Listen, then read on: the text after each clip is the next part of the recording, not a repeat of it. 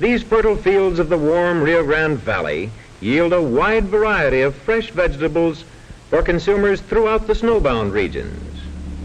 At this time, tourists from the north may have an excellent opportunity to study the source of their winter vegetables.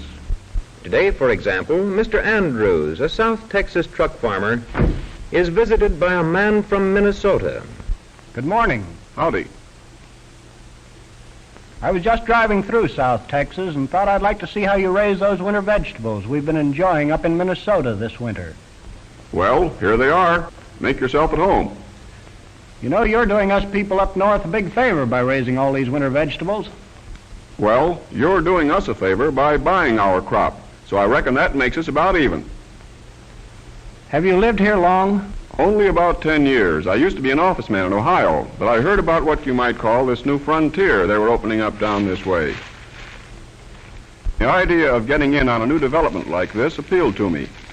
So I came down to South Texas to look it over.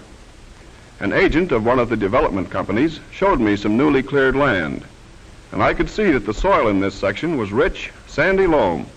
All it needed was irrigation to make it ideal for farming. And the nearby Rio Grande was able to supply an abundance of water that could be fed to the fields under full control. Well, the proposition looked good. I bought 30 acres.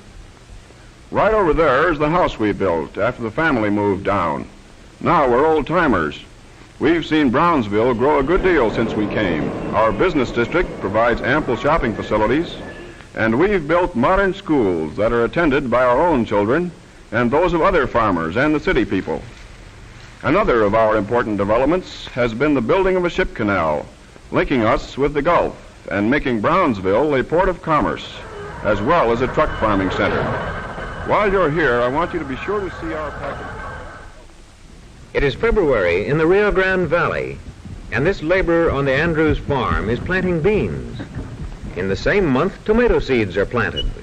No hothouses are needed to start young plants, since the temperature is warm throughout the year.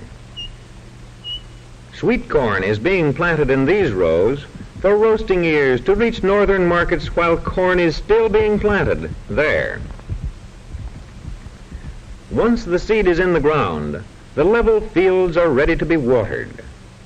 And because there is little rainfall, water from the Rio Grande must be brought to the thirsty soil through irrigation ditches.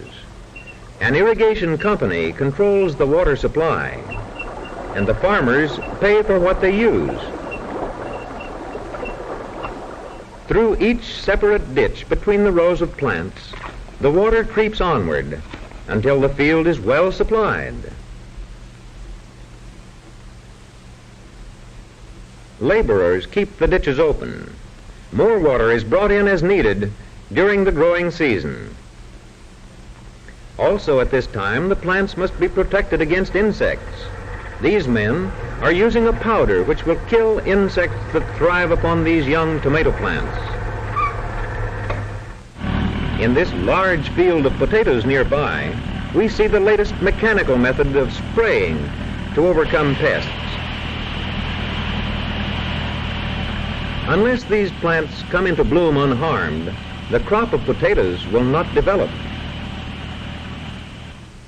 Now we see beets that have reached maturity, ripened squashes on the vine, and full round heads of cabbages ready to be cut.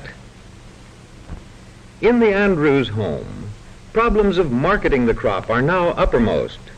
Mr. Andrews keeps in close touch with daily market reports through the local newspaper. Remind me to get in touch with Jim Fraser at the packing shed tomorrow. We have about 100 bushels of carrots ready for market. Have you heard how the market is on cabbage today? It's up a little. Think we'd better sell a ton tomorrow. Dad, how much did you pay for this farm? $300 an acre, son. Why? Bill Green and I have decided to save our money and buy some uncleared land about 8 miles out. We can get it for $50 an acre and clear it ourselves.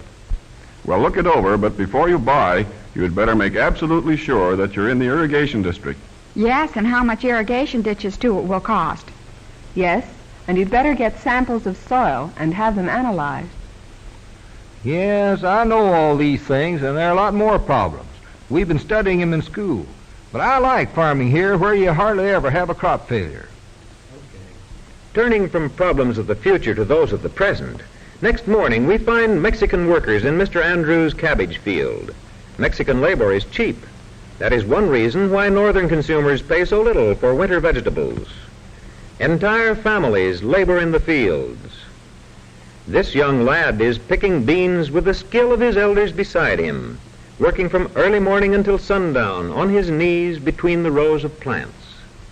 In a nearby field, plows have turned up the ripened potatoes, and other Mexican laborers are carefully putting them up in sacks. In this large carrot field, Mexican workers are brought in from their homes by trucks. The crop must be harvested quickly while the market is favorable. Hundreds of workers are engaged in harvesting these carrots at top speed. Crops are usually sold before harvesting, and the buyer directs the activity of the workers. Each crew first pulls up the carrots. Here the soil is so dry and loose that they come forth with tops and roots intact. Next comes the job of sorting the carrots and tying them into bundles, each containing from 4 to 6. In such bundles, these carrots will reach the vegetable stands far away in the wintry north. The buyer is constantly concerned with the quality of the crop.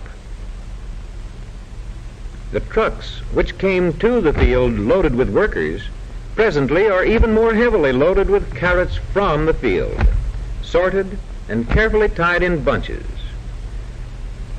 As quickly as possible, the harvest is rushed from beneath the broiling sun to the packing sheds.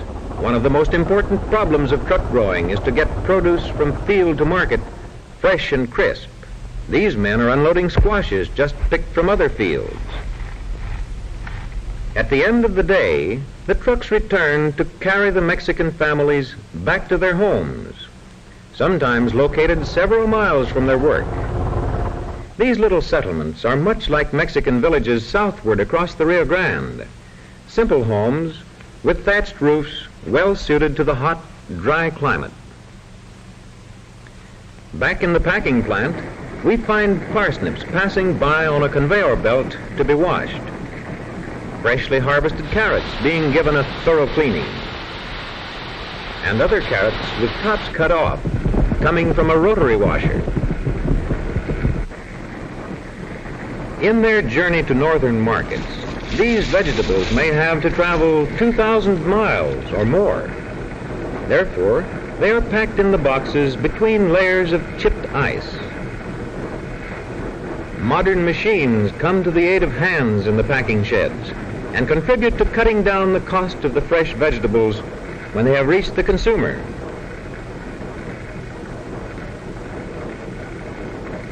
Boxes are supplied to the packers by way of overhead mechanical conveyors. Here, beets are being iced down in their packing boxes. This ingenious machinery saves time in topping the boxes. And now, the fresh vegetables packed in ice have begun their journey to market. Outside the packing shed, refrigerator cars are always waiting to receive the produce. One car may contain several varieties of vegetables. A stream of chipped ice is forced over the boxes stacked in the cars to ensure their arrival in northern cities as fresh as if just taken out of the soil. And now the train is off without delay, possibly to Montana or Michigan or Vermont. Fresh vegetables raised under a tropical sun, packed in ice, and rushed quickly northward. Soon, our loaded refrigerator cars are passing through snowbound regions and nearing their destination. And this is why the housewife in any northern community, passing through the deep snow that covers all the countryside, has only to drive a few blocks to the nearest market to find there, in midwinter, a delightful offering of fresh vegetables. Because of refrigeration, rapid transportation, and the winter work of the southern truck farmer.